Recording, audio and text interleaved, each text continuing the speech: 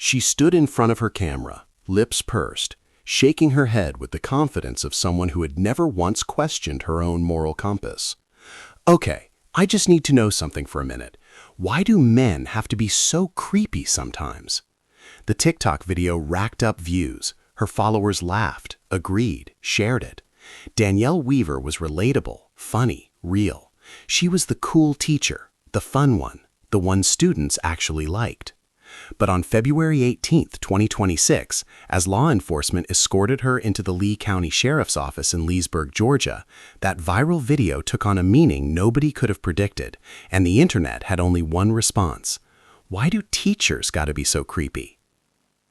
Danielle Olivia Weaver, 29, was, by every outward measure, living a picture-perfect life in the small, tight-knit community of Leesburg, Georgia, a quiet town nestled in the heart of South Georgia, roughly 90 minutes north of Tallahassee, Florida. She was a ninth-grade teacher at Lee County High School, the kind of educator who threw herself into her work with infectious energy.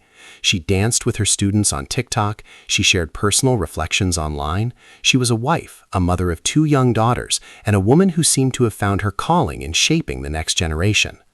Her husband Caleb stood beside her in that life, a steady presence as they built a home and a family together in Leesburg. By all appearances, they were a normal young couple doing their best. Nobody on the outside was looking too closely, and that, it turns out, is exactly how it was able to happen. February 3, 2026, Lee County High School, Leesburg, Georgia. Something shifted behind closed doors at Lee County High School's freshman campus. School officials, upon discovering allegations of inappropriate contact between a teacher and a juvenile student, did something critical. They picked up the phone. The Leesburg Police Department was called to investigate. Within 24 hours on February 4th, those officers made a second call, this time to the Georgia Bureau of Investigation, signaling that what they had uncovered was serious enough to require the state's most powerful investigative agency. GBI agents moved quickly. They reviewed communications, gathered witness accounts, and pieced together a timeline that pointed undeniably to one person, Danielle Weaver. The victim, a minor student enrolled at Lee County High School, had been identified. The school district acted the same day, removing Weaver from her position and issuing a statement to parents confirming an ongoing legal investigation involving a former staff member who was no longer working for the district. By February 17th, arrest warrants had been obtained. Weaver was charged with child molestation and improper sexual contact by employee, agent, or foster parent, 2 charges that, if she is convicted, carry a combined sentence of up to 20 years in prison and mandatory registration as a sex offender for life. On February 18th, Danielle Weaver walked into the Lee County Sheriff's Office and turned herself in. She was booked, processed, and released on a $50,000 bond, $25,000 per charge. She walked out of that jail into a world that would never look at her the same way again. Then came the detail that stopped everyone cold. The very next day, February 19th, Caleb Weaver filed for divorce. Not weeks later, not after time to process, the very next morning. Court documents described the marriage as irretrievably broken and noted that the couple had actually separated on February 5th, the day after the GBI was called in. A judge granted Caleb temporary custody of both daughters and sole possession of the family home. Danielle was barred from entering except for scheduled visits with her children. He was also seeking permanent custody and child support.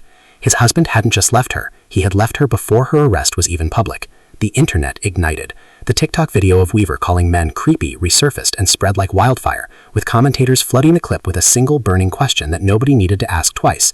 True crime communities on Reddit and across social media began dissecting her online presence, the dancing with students, the personal confessionals, the carefully crafted image of the relatable, boundary-pushing cool teacher.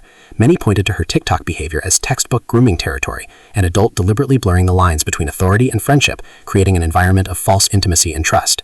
Online, the public was furious and unsparing. Many questioned why warning signs, if they existed in her social media behavior, had not triggered earlier alarm bells from the school district. Others raised broader questions about whether schools have clear, enforced policies preventing teachers from connecting with personal social media accounts at all.